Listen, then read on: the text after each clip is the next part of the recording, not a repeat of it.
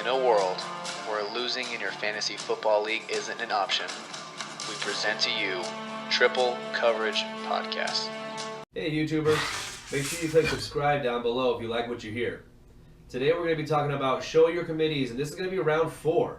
So make sure you crack a cold one, sit back, and enjoy with us. Also, if you get a chance, go to www.podcastawards.com and make sure you throw out a vote for Triple Coverage Podcast. We'd really appreciate it. Otherwise, let's get it going.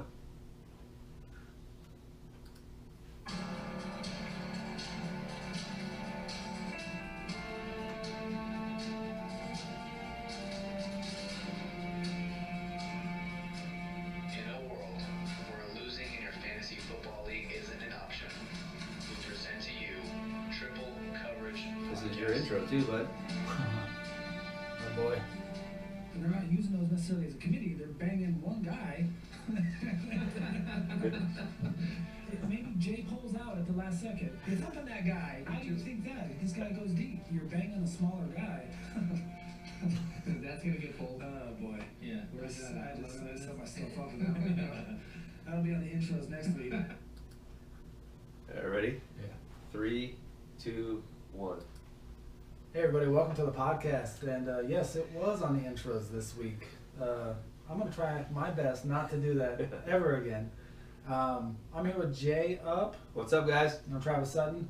We are 2 strong today. One of us is out of town. Is he still on that bus? I think he took the midnight bus. Yeah, but To not to Georgia. Oh, No, to downtown Phoenix. downtown Phoenix. Wow. Yeah, but It's an interesting story, isn't it? Like, So- isn't he notoriously cheap? well, here's a story on that. What did he pay for this ticket? Okay, now this was a 99-cent ticket, and yes, you heard me right. 99 cents on, was it Flixbus? Flix, I believe. Yeah, Flixbus. 99 cents for a bus ride from Las Vegas to downtown Phoenix. I'm not sure how long it took to get there. I'm assuming probably 6 to 8 hours. Does he get a seat? He gets for a seat. 99 cents? He gets a seat, but then he paid $2 extra for extra leg room and $2 extra for a window seat. So grand total came out to, I believe, with taxes, everything $5.99 is what he said. Everything a la carte on this bus? I don't know, but he said you also get a snack and you get like a treat and a soda, and then there's Wi-Fi on the bus. But he was taking the midnight bus, so I don't know how much Wi-Fi he used because he was probably sleeping. I don't even know if I could sleep on a bus in the middle of the night if it was like a sketchy bus. I'd rather have, I don't know if the seats recline, but I'd rather have recline room than leg room. Because on a bus, yeah, I hope he was the first guy to the bathroom too, because there's, one bathroom on a bus? Does Flix even have a bathroom? I literally like text him like out of worry to make sure he made it there okay. I was like, hey, is everything okay? And other friends were texting him as well to make sure they had heard from him. He did make it okay. And the very first day, I believe he went to an Arizona Diamondbacks game, like right off the bat. So it wasn't a Gone Girl situation. No, he definitely made it okay. And right now he's on the lake. I don't even know which lake it is. In No Arizona. Ryan Lochte incidents at a gas station? No. Trying to burn it down? Or? Luckily, no. Well, that's good. That's good. He So- made it safe.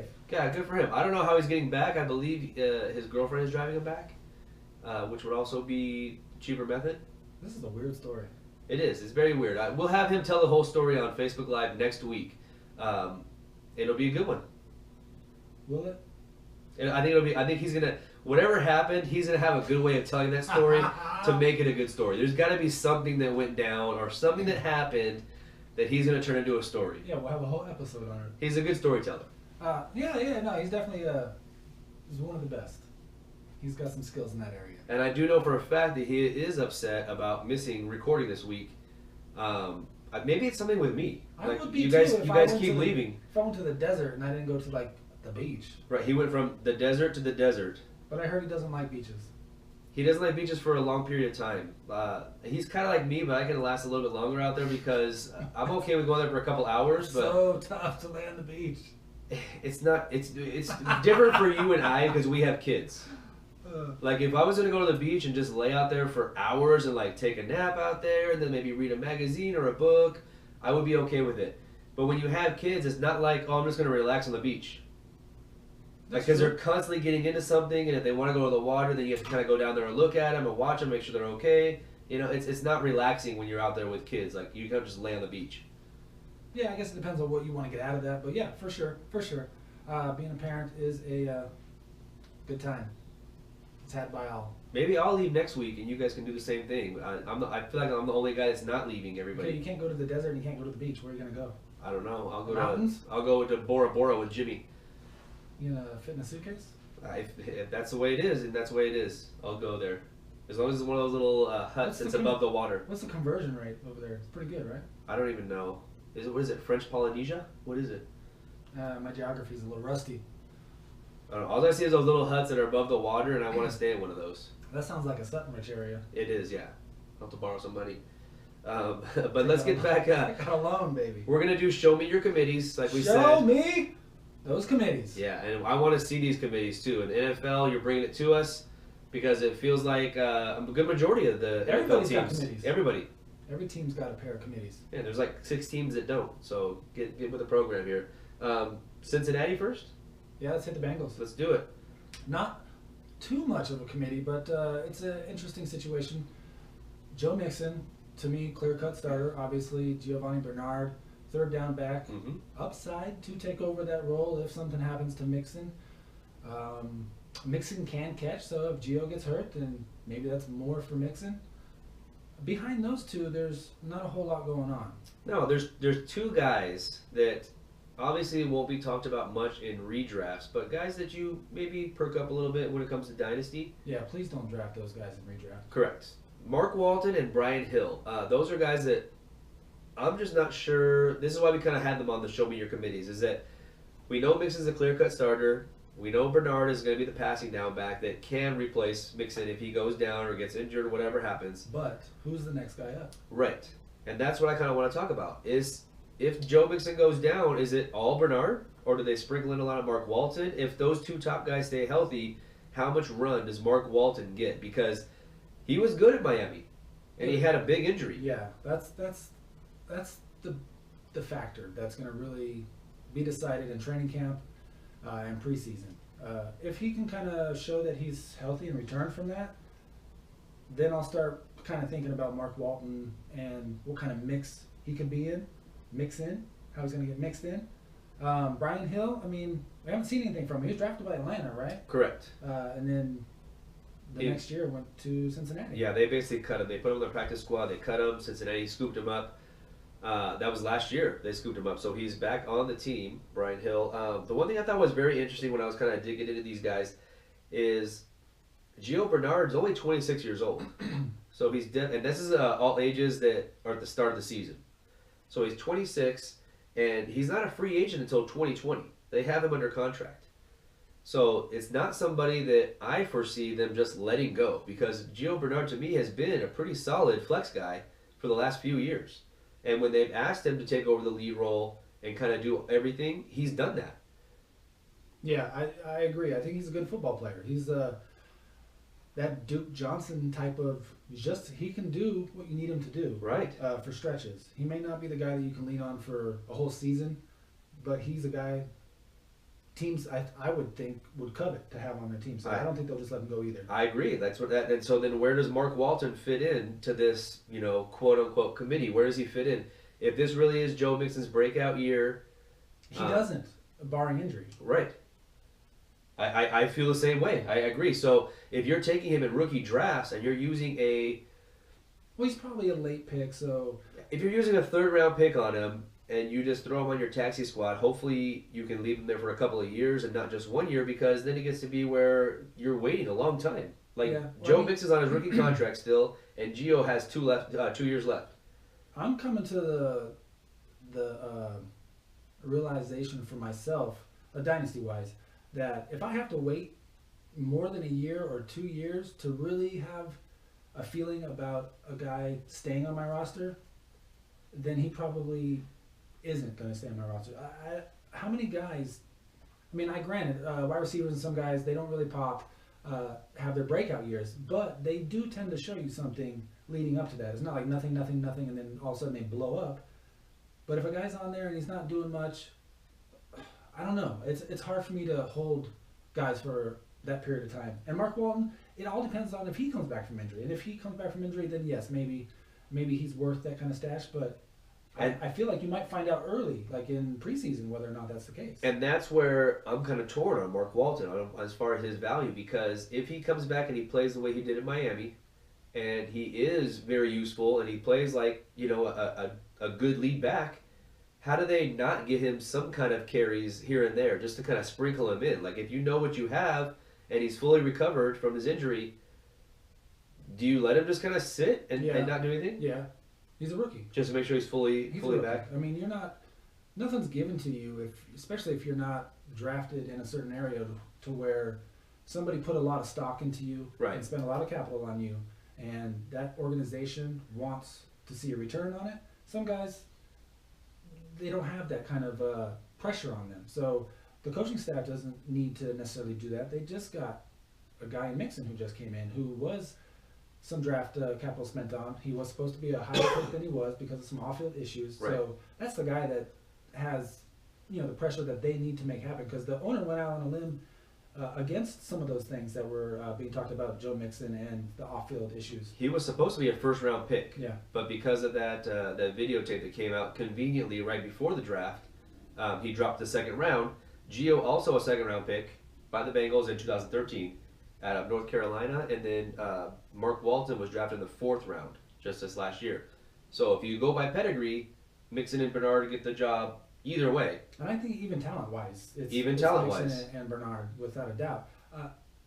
It would be icing on the cake if Walton's health. Does he do returns? I haven't really looked too deep into college and if he did a lot of returns. I didn't see if he did any returns in college. I would assume because of his speed he did, but that last year, his last year at Miami, he only played 2 full games, I believe, and then he lost it. He got injured in the third, and the whole rest of the season was lost. So if he was going to be doing returns, it would have been the year before last, and I didn't dig back that far. Who does returns in Cincinnati? If he's valuable in a return game, I'll kind of look at it right then he may be. Then that might be his role. I wish I was on the same page as you. I'd like to be. Let's put it that way. I'd like to be on the same page as you. Is if I don't see anything in the first or maybe even second year, to let a guy go. I have a habit of holding on to them because I'm that guy that's like, I know as soon as I cut this guy, someone else is going to immediately scoop him up. I'm not going to have a chance of getting this guy back, and he's going to blow up, and it's going to be like, man, I had this guy, and I didn't wait long enough. So we haven't come to not living by fear yet, huh? No, I know, because I don't want to get burned, but I don't want to be that guy that drops the stud player before he breaks out, and then he breaks out after somebody else picks him up.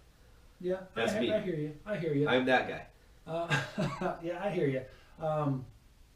More and more as time goes by, I'm becoming okay with decisions that I'm making, and if I make a trade and the guy goes off for somebody else, or if I drop a guy, I just have to come to terms with that, I guess. I don't want it to hamstring me, so to speak, because I feel sometimes like my hands are tied when I think that way. But I totally get it. I totally get it. It's not easy sometimes when you have a few guys and you don't know which one to cut. Anything else? I don't even think Brian Hill to me is. No, he's not. I mean, if you're in a deep dynasty league, and I'm talking more than 12 teams, or you can have 30 roster spots and a deeper taxi squad, that's the only way I'm looking at Brian Hill. He's just a guy that's there and he's hanging around. So if Mark Walton isn't healthy, he's just a guy you're going to look at because Brian Hill could get some run if something happens to Bernard or Mixon. Yeah, most likely he'll be out there on a waiver wire in a dynasty league. Right. There's a good chance of it. So yeah, put him on the watch list. Injuries happen, snag him up. Might be useful for you. Next team, let's move on to unless there's anything else you want to talk about. No, Cincinnati. No, I'm good. Where do you want to go? Washington? You want to go Washington? Tampa Bay? Where do you want to go? Let's go Tampa Bay. Let's go to Tampa. Let's go to Florida. Because this one to me was very interesting. It is a little, I guess. I mean, I don't know why I'm not 100% sold on Ronald Jones. I think he could be good, but I'm just not 100% sold on him. I agree. I'm gonna have to see something in the NFL field. Like I've seen some stuff from the college game and his lack of receiving. I'm not saying he can't catch, but I'm gonna have to see what they do with him in Tampa Bay. It also depends on how they use him. If he has that speed back from that little injury he had at the combine and didn't really run, he got hurt running a 40. Hurt his hamstring. He ran at his pro day, and by all accounts, it was decent for coming back from a little hamstring strain. But they have a guy that is probably a decent chance that he could start the season as the first and second down back in Peyton Barber, short yardage kind of guy. He's the biggest guy there. I think he also gets goal line too. Yeah. And that's why it kind of worries me. And when you talk about committees, everyone wants the shiny new toy.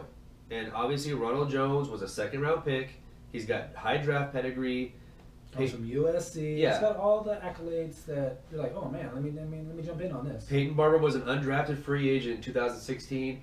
He's a free agent in 2019, and so he's playing this year on his contract. He's only due $630,000 on his last year contract right here. So he's got something to prove, I think.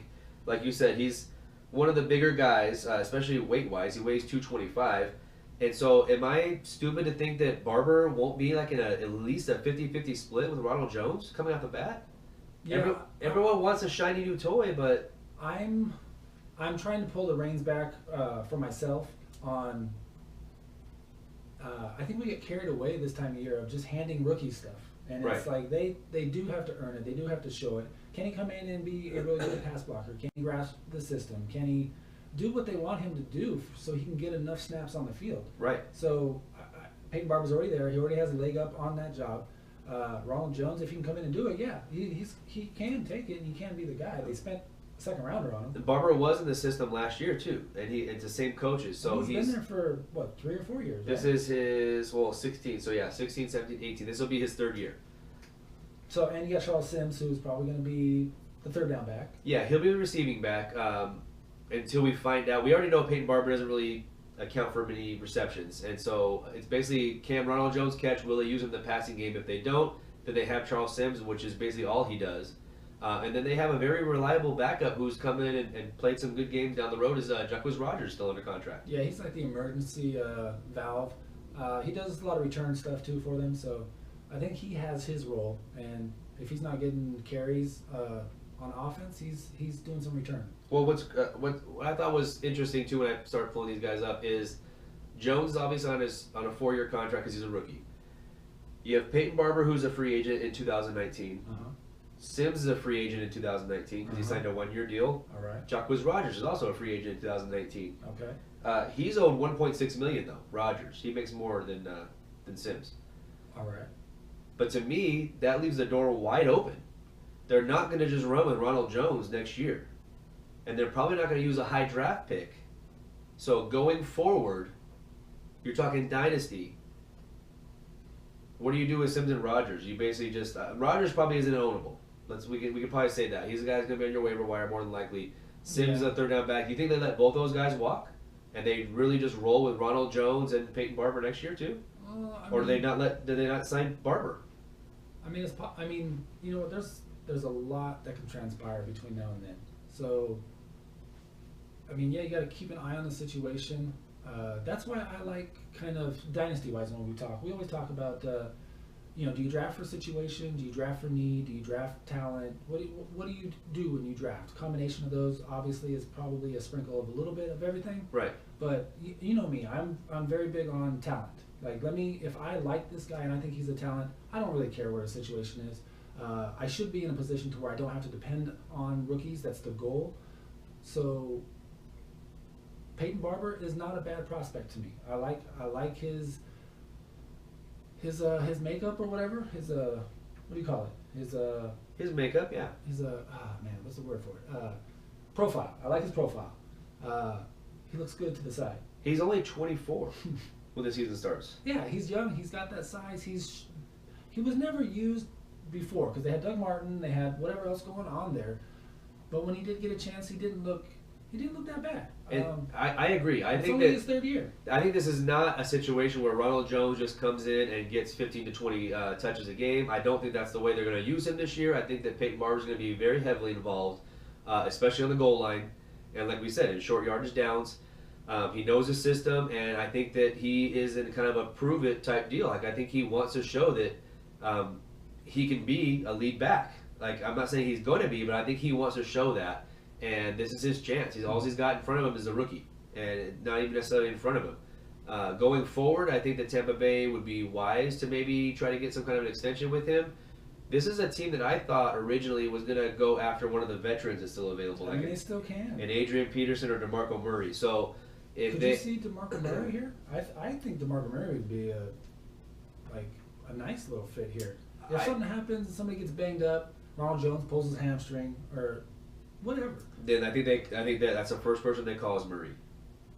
Because I think Murray could come in here and he could be like, okay, I can see a clear path to nobody being able to take my job from me. I think he can hold the rookie off for a little while, and he's better than Peyton Barber. So, I think that this is a spot where Murray is on probably speed dial right now. He's probably number one on their speed dial. If anything happens in camp or if things just aren't looking good for Ronald Jones, he's struggling to pick up the offense, whatever it be, I think that, Murray's the first guy they call. This is one of those, if you own some of these guys in Dynasty, you might want to keep your head on a swivel, because if one thing kind of doesn't go so right and they do bring in a free agent, it's going to totally change the landscape of that backfield. Do you like redraft? Let's talk redraft. Let's do that with these guys. Yeah. Because obviously in the Dynasty, Ronald Jones is drafted. He's on your taxi squad, or maybe you are going to try and depend on him, which is risky, but I mean you might do it.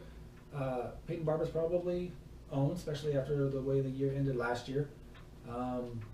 In a redraft, who do you draft Ronald Jones? And if you do, where would you consider taking him? See, to me, as far as value-wise in a redraft, I probably won't own Ronald Jones because he's going to be someone that gets taken in the first half of the draft. To whereas Peyton Barber, no one's going to be looking at Peyton Barber.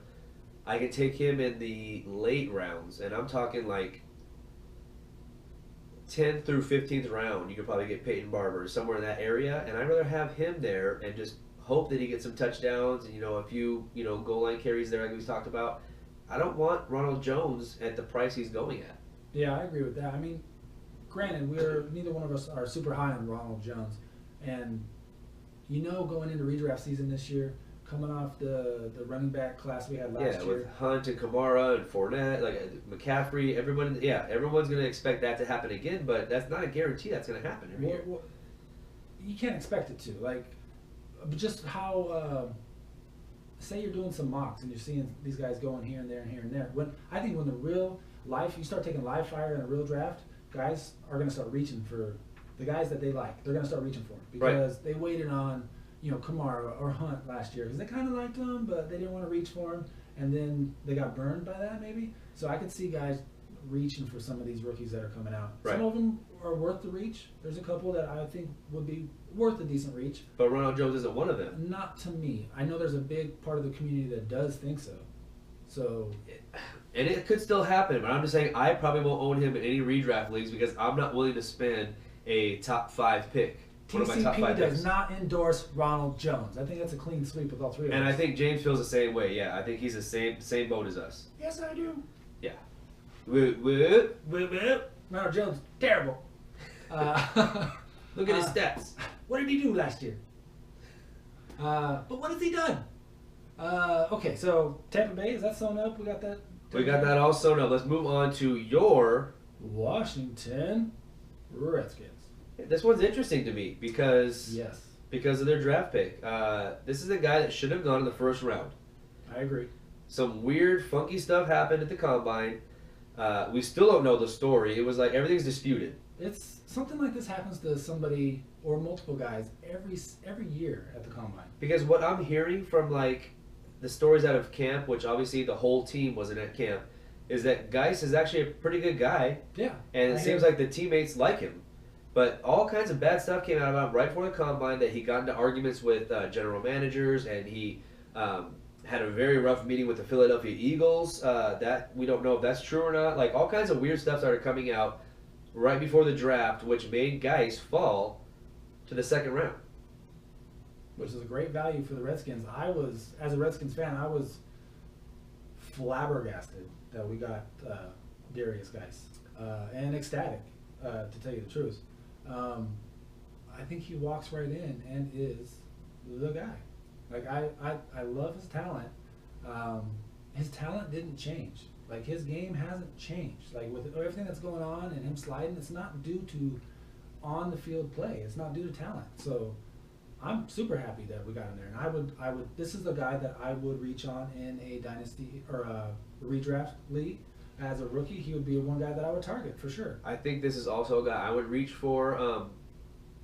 Chris Thompson is what he is. Right. Like, we know what Chris Thompson is. Yes. They obviously, especially because Gruden is back as the coach, he does not want to use Chris Thompson in that first and second down role. You can't. Right. Anybody that thinks that kid could be a first and second down back is lost their marbles. So he's going to be what he's going to be. And he was a great third down back, right up there like we said last year with Duke Johnson. He got injured last year, so he didn't get to finish the season.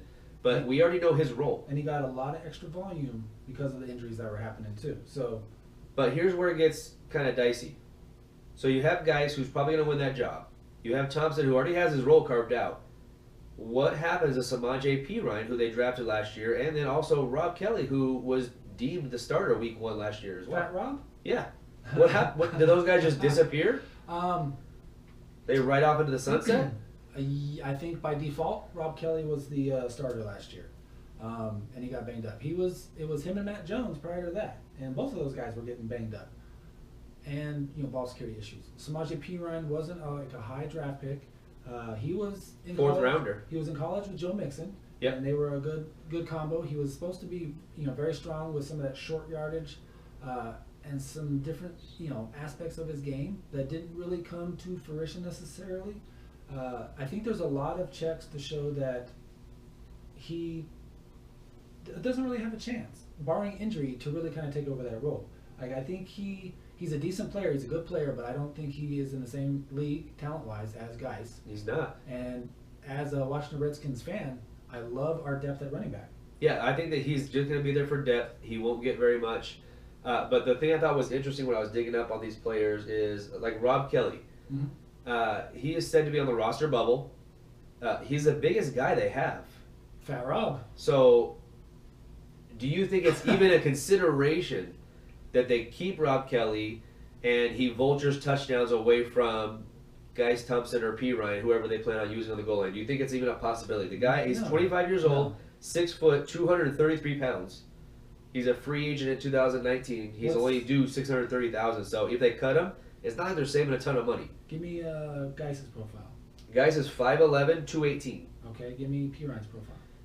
Perine is 5'11", 236. Okay, so Geis is a great profile. Like, he's a good size.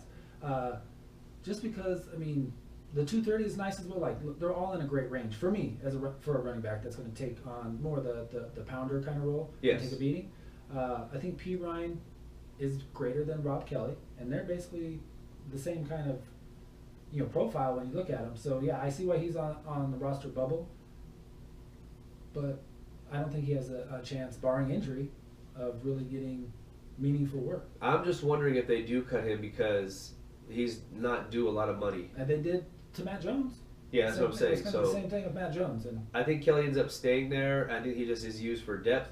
He goes from number 1 on the depth chart last year all the way to number 4 on the depth chart this year. And the only guy you have behind him is Capri Bibbs, who I believe plays special teams. Now, I don't think Kelly's going to play special teams, which is probably why they're saying he's a roster bubble. Yeah. And I think Capri Bibbs is great depth for the Thompson role. Like, Right. If need be, he can kind of fill in a game or two, and he had to last year a little bit. He's got that kind of profile as well. Shorter, smaller, quick, can catch. I think Perine and Kelly, and prior to that, Matt Jones, they realized that in the NFL, like, your job isn't safe. It's not solidified. That it can come and go super fast. Well, especially with the Redskins last year. Like, they had so many injuries at running back. And the offensive line, that's part of it too. The offensive line was in shambles last year. Yeah, so you look at a team like that and you're like, wow, why do they have it set up like this? It's like they had so many injuries last year. They're probably going to want to keep Kelly just in case, just for that extra depth, That's even why if he doesn't get any kind of game at all. That's why I love the depth. If he does stay around, like, I'm okay with guys getting hurt. I would want to see it. I would love to have Darius Geis be the guy and healthy all year, and Chris Thompson. Would we kind of both agree that Thompson's last year was kind of his breakout? Yeah. Before that, was anybody talking about Chris Thompson? Not at all. Never. Do you think, though... But he had some big flashy plays too. Right. And that's what kind of cemented it, I think. Do you think he has value where he's going, say, in redrafts? Are he somebody you're targeting? No. Let me put it that way. Because, no. The clamor and the pounding of the table for Chris Thompson all offseason has been too much for me. Because I know come redraft that he's going to get taken. And he's going to get taken probably much higher than I would take him. And I don't think Darius guys can't catch. So I think it's very plausible that Chris Thompson, regresses, not like a ton. He's still going to get what he's going to get, but I don't think it's going to be what you were expecting from some of the flashy stuff that you did see. Right. I don't think the ceiling is like, there's so much more, and that ceiling is going to be bananas. Thompson is coming back from a broken leg. He broke his leg on November 19th, so it was towards the end of the season. It wasn't the very end of the season. He got surgery on it. He's supposed to be ready for camp this year. But he's a guy, like if you look, like his breakout year we talked about, he had 39 catches for 510 yards, 4 touchdowns. So, I mean, is that really his breakout? Because when we were just talking about it a second ago, we were like, yeah, that was his breakout. Like, he had a really good year. But when you look at it, with his 10 games that he played, was it really a breakout? Because the year before was almost 50 receptions. But he did that, he didn't play like a full complement of snaps really necessarily. Not this last year. He only had 10 games he played in too because he got the injury. Like I said, I think that he was headed for his best season, and it kind of got derailed because of the injury. Yeah, definitely. It had an effect. But he's not somebody that I'm looking to get high, like you said. I think that's going to be somebody that I'm probably not going to own in any league because somebody's going to take him as their flex guy, and I don't think that he's in that situation again this year. I think that it's guys. Take whatever his talent is, Chris Thompson, or whatever you think it is, out of the equation, and spin me the yarn. Tell me the narrative of why his production was as good as it was. Because of opportunity. Uh-huh. Because of all the injuries there. Injuries to offensive line, injuries to Jordan Reed, Crowder Pryor not doing anything. Crowder was hurt. Crowder getting hurt. So it was almost like he was, for a while, was a safety valve for Kirk Cousins. Right. And it was like he was able to just take advantage of that. He's not a guy I'm going to own. That's not going to stay the same. Yeah, I agree. I agree that he's probably going to be too rich for my blood, and I think it's not as good as it. I don't feel like it's going to be as good as you saw last year because of all the things that were going on. To me, Geis is the guy. Geis is the guy. All right. Well, we're definitely going to keep going on with this running back by committee, show me your committees episode because I actually kind of enjoy these. So we'll have more next week. Do you want to cut it short here? Where do you want to go? Run into a couple more? If you want. I mean, we can just wing it. You want to wing it? Show me your committees, buddy. Show me your committees, Let's Travis. hit the 49ers. Let's do it. Let's hit the San Francisco 49ers. They got Jerick McKinnon, who came from the Minnesota Vikings, who had a very nice year last year due to some injuries as well. Okay. A guy who's always had a lot of talent and a lot of expectations. He's a great, spark athlete. His scores are off the charts pretty much. He can do a little bit of both. But when he did get some heavy work in Minnesota, he wasn't able to really stay healthy necessarily. They have Joe Williams, who they had drafted last year, who they moved up to get. Matt Breida, Jeremy Nichols, who got dumped off of the Tampa Bay Buccaneers. And picked Taxi squad, yeah. Picked up by the 49ers. And pretty much those guys. What are your thoughts on this committee? Because outlook is very high for the 49ers from anybody you talk to, really. Yeah, to me, the worst thing that could have happened to them is going 5-0 at the end of last season. Because now the expectations for the 49ers are so outrageously high. I mean, don't get me wrong. I like Garoppolo. I feel like they're gonna do better. And I think that team is gonna improve, and I think they're on the right track, and I think they're on the upswing. But the worst thing that could have happened to them was that 5-0 stretch at the very end of the season because they beat like 2 good teams and they beat 3 teams that they probably should have beaten anyways. And then they go out and get McKinnon, which is basically like saying like they basically handed the job over to him because I don't know what we have in Joe Williams, and Matt Breida was a good like compliment. but he's not somebody that I'm going out and running out to get if Jerick McKinnon goes down. You know what I mean? Like Right. Matt Breida's not somebody I'm like, oh, I gotta own Breida. Is Joe Williams like the big back on that team? Joe Because Williams. Breida is only about, I mean, from what I'm looking at here, it said he's 5'10", 190. I mean, it could fluctuate a little bit. He could be, 200 pounds, maybe whatever. But he's kind of a smaller profile. Joe Williams is only 5'11", 205. And McKinnon's relatively the same as Right. that. So they don't really have a big back. Which is kind of scary to me. Right. Because if you are going to depend on a guy to be the bigger back, is it Juszczyk? Are they going to use the fullback as the? I'm hoping they use George Kittle when they get down to the goal line. Yeah. Look for that big tight end in the end zone. That's what I'm hoping I for. like that narrative, dude. Yeah, 5'9", 205-ish for McKinnon. Right. So does he it's try like- to bulk? I haven't really dug into any recent news on McKinnon. Is he trying to kind of put on some weight? If he's going to get more of a main role, usually guys, it seems like that's kind of the thing they do is to try to put on a little bit of weight. I don't like that necessarily for a running back. I don't like it either because it changes their game. Like they brought McKinnon in because they believe he can be an every down back. He believes he can be an every down back, and he even said that's the reason he left Minnesota because he Right. wanted the opportunity to show that he could be an every down back. I like McKinnon next year in redrafts, Yeah. but if someone wants to jump up and take him super early, then I'm okay with that. You know he will be taken. And I'm okay with that. He's going to be drafted as probably your running back 2, so he's probably going to be going like in the 3rd round. I was just going to say second. Somewhere in the second. I could see him going somewhere. Somebody is going to be gobbling up the 49ers. Okay, Everything will happen. if he goes in the 2nd round in every one of my redrafts, then I won't own him. Let's just put it that way. For sure. Me neither.